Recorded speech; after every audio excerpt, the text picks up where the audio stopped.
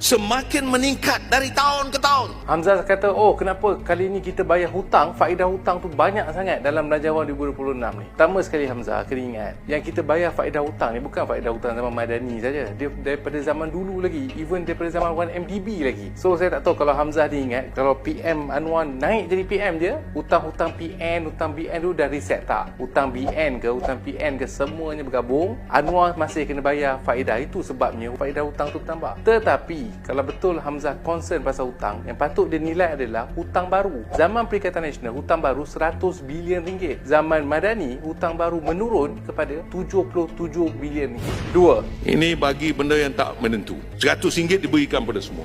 Apa hal ni? Hamzah petikai, oh kenapa kena bagi RM100 SARA kat setiap orang ni? Pertama sekali Hamzah, dalam Belanjawan 2026, PMX dah kata 15.5 bilion duit negara diselamatkan melalui tata kelola yang baik. Apa salahnya ambil 2 bilion tu bagi balik kat rakyat Malaysia? Yang kedua, ini pertama kali M40 dapat something dalam Belanjawan. Sebelum ni tak pernah pun. Zaman PN ke zaman sebelum ni pun tak pernah M40 dapat apa-apa. Kali ni baru nak merasa. So apa yang kecoh sangat? Tiga, Saya tanya orang Pulau Pinang, dia kata, kami tak perlukan sebenarnya LRT ni. Jadi kalau tak perlu, siapa yang perlu? Kroni kot. okey, yang ini kelakar sikit lah. Hamzah kata, oh kenapa kerajaan bazir buat LRT kat Penang ni? Sebab orang Penang tak nak pun. Macam mana Hamzah tahu orang Penang tak nak? Dia kata, oh saya tahu sebab saya tanya diorang. Ini kelakar sikit lah Hamzah. Kalau nak buat projek mega, projek besar ni, dia tak boleh ketua mangkang turun padang tanya orang, okey ke tak okey, tak boleh. Yang kita kena buat adalah feasibility study dan juga public acceptance study. Ini baru kita boleh nilai sama ada projek tu berbaloi ke tidak dan rakyat setempat nak ke tidak. Dan ini pertama kali dalam sejarah pembangkang bawa hujah ke parlimen kata, kalau boleh jangan buatlah, saya dah cek dengan rakyat tak nak. So saya fikir IQ Hamzah ni memang